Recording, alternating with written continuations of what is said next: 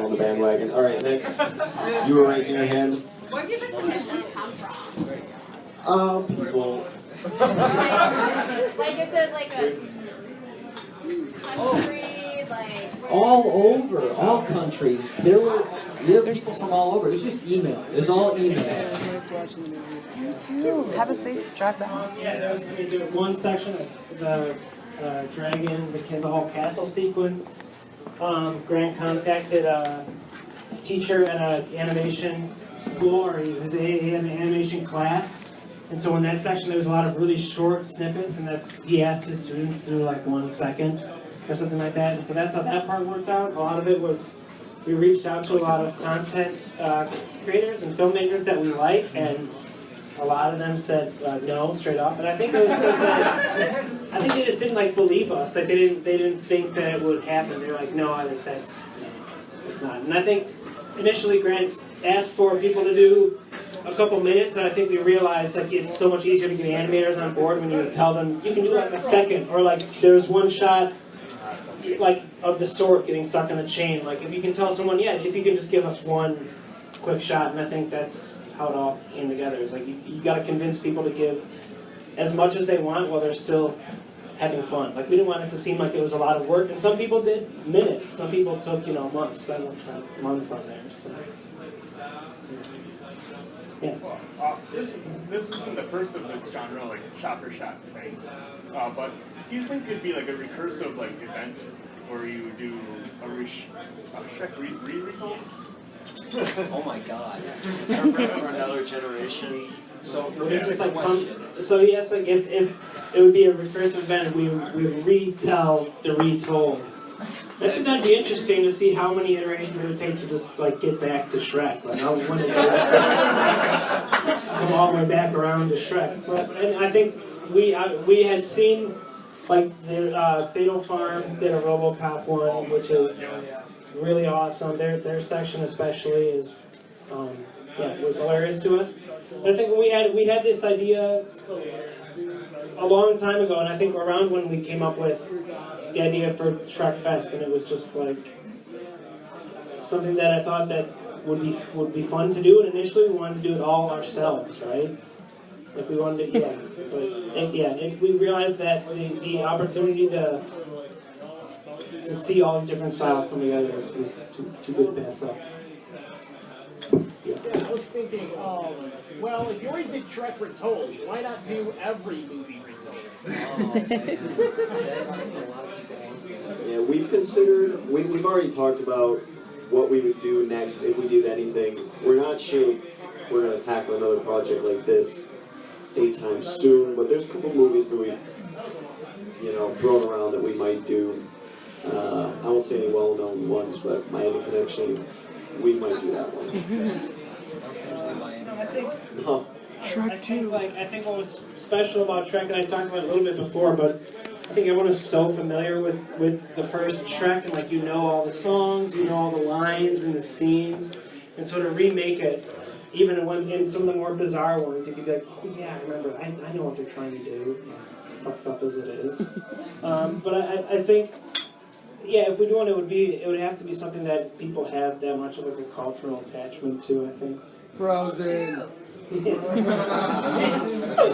Travolta. I'm kidding. I think also doing it. We talked about doing it. I think original content would be cool if to have something original that would switch styles. I just think it's a cool thing to work with a whole bunch of other people. I think more people should do it. Yeah. When did you all first see Shrek for the first time? In theaters. Yeah, same. That's what I remember seeing it in theaters with my family. Yeah, in theaters, it was a little bit later on, but I saw some commercials for it. I thought it was cool, saw it at Mayfair. I gotta say, a very special Shrek moment in my life was, I forgot where I was. I was out by my cousin's house, and they lived in the middle of nowhere, Wisconsin, and they had a free screening of Shrek in their city. So we went and saw it, and just the fact that it was a free screening, everyone was so loud and naughty, and I loved it. Reacting to everything. And I'll never forget when Shrek went down the banner and he hit his groin on the stairs, and my uncle went, "Oh, that's gotta hurt!" It was everyone in the theater laughed at him. And it was just like an amazing experience. So I think that kind of stayed in our minds for Shrek Fest, which I got to do a couple shout outs. We got Jim right there. Raise your hand. This is Jim. He is the manager of Shrek Fest. He was there since day one. Same thing with Mitch, the AV guy for Shrek Fest. And I got to do a really special. The reason why we are obsessed with Shrek is this guy standing in the doorway looking like Frank Zappa. We got this guy, Kyle Cation. We made like this horror movie way back, like 2013. Oh shit, even longer than I thought. But we were trying to think of a bad guy, and he says Shrek, and that just like changed our lives. I don't know. All right, another question. Yay. Out of all the segments that were submitted, did any surprise you? Yeah, oh, all of them. All of them were a surprise, really, because it was just, here's your scene. What do you have for us? I don't know. Is there any that really surprised you? Yeah, well, let's say the middle part where Fiona and Shrek are really starting to get to know each other. In our movie, it's a completely original cover with a cool music video. I didn't expect him to completely make an original song. It was a YouTuber that we're huge fans of, Sick Animation. Almost all of his videos are like that, like a 1-minute banger. I just love that submission. Did not expect him to not even cover, but to do an original. I don't think there's any way to expect like a lot of them, but obviously working with like when we reached out to David Lieberhart to do Hallelujah, we knew that we were going to get something special, and obviously like never disappoints.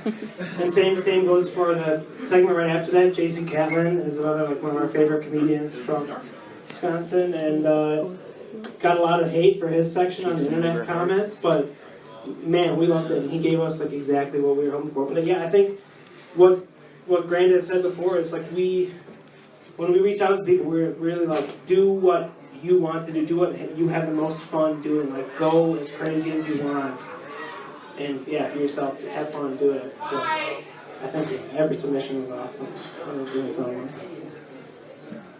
Did you have to say no to anybody? If so, why? No, nobody was said no to. There were some people that I said, maybe you should change something. If it was just like beyond inappropriate. I think you can tell that we try to keep it PG. There was, I think, one F-bomb. PG-13. Yeah. What did I say? We try to keep PG. Yeah. What did I say? PG. It's PG. I said it right. He confused me. Stop confusing me. But some people didn't work out, right? Some people started the process, were contacted, said they would do a scene, and they just didn't deliver, couldn't finish it, stuff like that. So that was really common. People, it's so easy to say yes, but then to follow through, oh my god, I gotta do work. But then that's cool. Just send me an email and say, hey, listen, I decided I don't like to work. But then when you don't respond to the emails, I feel upset. I feel angry, I feel disrespected. Thank you. No, okay, next question. Yes, sir. Spoofs and Goofs protecting you so far? Yeah, so far, we got no word from DreamWorks. I'm sure they like it. They like it, right? I don't know. Who knows? the video did get monetized because of covers, or demonetized, or whatever. Yeah. They found out we had covers, so that made it a little different on YouTube. But in terms of DreamWorks, they didn't say anything. Any other questions? Yes. I'm kind of amazed you kept it to the exact length, and watching the screen over there, it was unbelievable. The lines were matching up. I could see the subtitles they were matching up. So, did anyone submit scenes that were just really long or really short, or how did you? Okay, yeah, I have a lot to say about that. All right, but first of all, I want to say thank you, Mark, for putting this all together. Guys, give it up for Mark, man.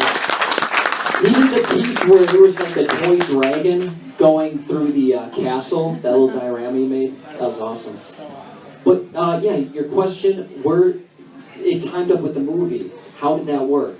Everyone submitted their piece like a little fast or a little slow, but basically in editing, I just kind of retooled it. I made it work in editing. I cut some people's segments short. I took out pauses just between things. So I kind of fudged with it. I didn't tell them to keep the same pacing. I told them, keep it in mind, the same pacing. But it was too many rules, and when you're getting people to jump on your project, especially free, we're not paying them, you gotta keep it fun, and rules aren't fun. That's just the way it is. Next question. Oh, I have another question. No? No, I'm kidding. Go ahead. Well, you guys did a lot of voices. Could you say how many, what percentage of the voices you had to do audio over? What need to be finished if you had to say a percent? We really need to do the voices here. Or? In terms of mixing, 100%. Grant had to mix and master the whole thing. In terms of how many voices we recorded, maybe I want to say somewhere between 30 and 50%, maybe more. Because the cartoonists didn't do. A lot of the animators didn't do their own audio. So how do they have their voices match up to the words? So you guys, they didn't have any stand-in animation or voices to animate to. I think a lot of those. They animated to the original. Right. Okay. A lot of them were exactly to the same. Yeah. Yeah, we got a lot of submissions just with the movie's audio. Yeah. That's usually commonly submitted like that. All right. We'll take one more. I think this guy had one. He's kissing his girlfriend or something. Did you have a question? Yes. How many individual scenes were there, and do you have a favorite? Okay. No idea about scenes, but we'll do favorites. Hands down, my favorite was done by Zachary McCoon. Oh my God, he's right there. No, but it's hard to say what's my favorite. I'd say my favorite is any time it changed styles, because it was just. That was every time. It was every time. It was every time. Yeah, I don't know. Not an answer. But a part that I really like was when they were stargazing and they looked into the stars. That was a scene that is not in Shrek, but we had to do it because the people that did the scene before it went too fast. So we had a minute and a half of time to spare. This musician in Milwaukee, Raymond Allen, under the musician name Action Jelly, lent me a song called Shed. She gasped. Sorry, I know this. Don't apologize. It's good to gasp for your favorite artists. But he submitted that song that he did previously, but the lyrics were so good. I Can't Find a Way Out Without You. Yeah, oh my God. And people animate to it. So that part, I like it because it was original. It's we, as a little of us, kind of flexing our artistic muscle. You guys got favorites? I really, really loved the part with Narmak. He's an anime guy. I'm anime trash too, so I loved it. But my true favorite is when Shrek is thrown through the roof of Fiona's room.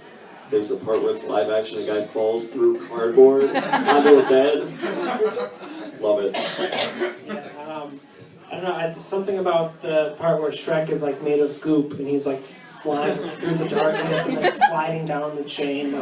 That whole scene really gets to me. I really dig it. But yeah, like Grant said, watching it all, watching all the styles change really makes it fly by. It doesn't feel like it's 90 minutes, to me at least. Thanks for coming out, you guys. It's really awesome to turn up. Tell our friends about it. Do you want to plug anything? I'll plug this in. Oh my God. This. Well, we do this. What is it? We don't have a date set yet, but keep your ears, your trumpet ears. And it usually it'll be Labor Day weekend, so usually that Sunday before we all have off on Monday, so that Labor Day weekend. We'll see you guys in Madison. I love it.